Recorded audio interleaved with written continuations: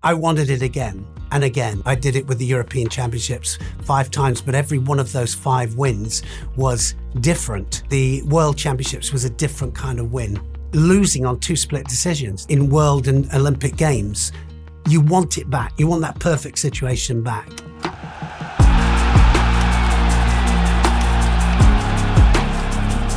I'm Neil Adams, world champion, 2-time Olympic silver medalist, 5 times European champion, and I represented Great Britain. I started judo when I was 7, 8 years of age, and my father took me to a small club in Rugby, a postage stamp of a mat, bathrobe wrapped around my body with a string, no judogi, and that's how it all started. Within 1 year, I'd moved to Coventry, which was my major club as a junior. Started winning small competitions. My dad was very, very meticulous on teaching me fundamental principles and how to throw for ippon. And so I remember as a junior, I wanted to throw for ippon, nothing else. As a cadet, I did the 1974 European Championships and won it. I had competition out there that were equally as skilled, but also as determined. And I thought that I was out on my own.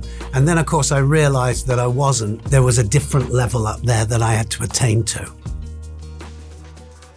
So this was Tayatoshi on Ezio Gamba. There was European Championships there. 1979, Ezio was one of my main rivals. His gesture says it all. My first senior European title was a great step forward. 1977, I got 3rd place and I lost to Nevzorov. Nevzorov was the Olympic champion. And so I was a youngster coming through, full of enthusiasm and very, very confident in my ability. And then 1978, I got another 3rd place. This was when I got my first gold medal at the European Championships. Inside me, I knew then that it was possible. I definitely had a chance of winning a major global title. My first Olympic Games in 1980, I really struggled to make the weight, and it cost me dearly. I went through my early rounds, everybody fairly convincingly. That was an Uchimata directly into Keskutami, and I held him.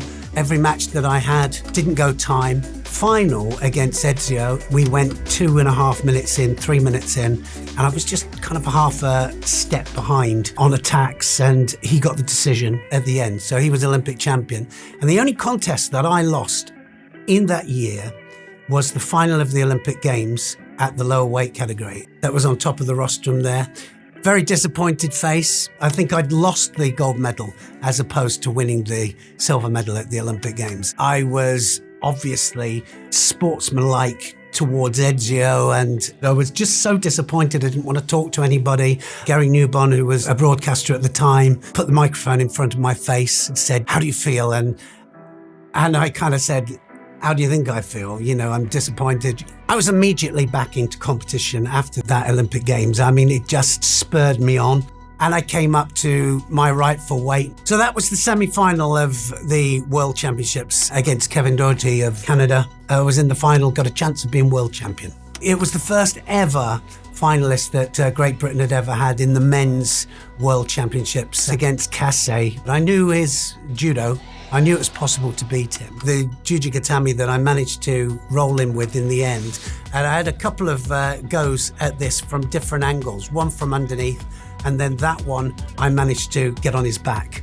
And of course, once I was on his back, I never let him go. I was on top of the rostrum at the World Championships. The crowd were absolutely magnificent. We had a lot of the British in there, and I remember the national anthem coming on and seeing the flag go up. We couldn't hear the national anthem other than the crowd singing, you know, it was that loud. Beating the Japanese by ippon in the final, one of the greatest moments of my life. It was something that I'll never forget. It's not just winning it, but winning it well. I wasn't finished in any possible way. I still wanted to become Olympic champion.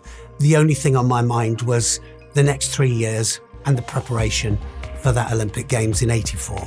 My form wasn't particularly good in the '84 Olympic Games. I was struggling every match, half a step behind, and I was tired. Mentally, I was tired. This was the quarterfinal of the Olympic Games against Michel Novak, one of the physically strongest in the category. I remember attacking with Tayatoshi, almost catching him, and then I caught him with a Yoko Tomonagi for a score. That put me through to the semi-final.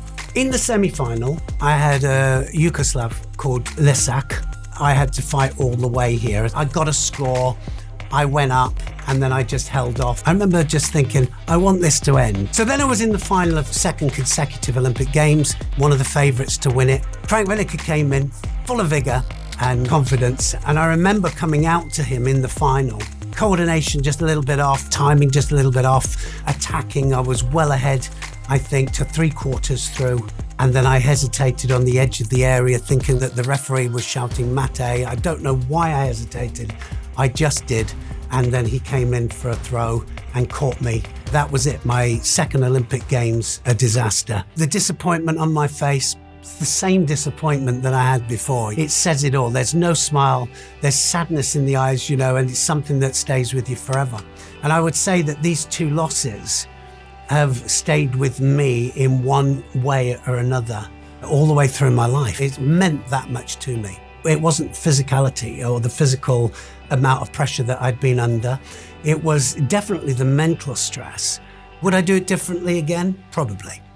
When I came back from the Olympic Games, I was determined that I was going to get him back. So I fought Frank in the final of the German Open a month after the Olympic Games. So I beat him. From there, I went to the European Championships, 1985, won the Europeans again. That was my 5th European title. I was kind of thinking, maybe it's time that I kind of knocked it on the head and get a different direction. Got a bronze medal at the World Championships.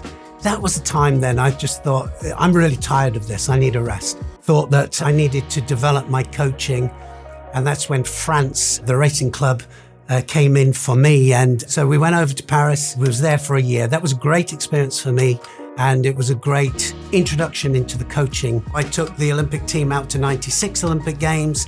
I do a lot on the coaching education side. Commentary was something that developed. I was working with Fighting Films back in the early 80s, doing narration for instructional tapes, and then started with the commentary at the 89 World Championships. Well, 2 Judo Cup par excellence. Oh, he's done it again! Wow, goodness me, I don't think I've ever seen a technique like it. That's the throw of the tournament. I feel great about having my voice as part of my legacy because, as far as promoting judo is concerned, it can only be good. The more that we're out there, the more that people recognize us as a unit, we've gone out there and we've presented it in a professional way. That is a big plus for our sport. Being inducted into the IJF Hall of Fame to be amongst the greats of the sport is an honor.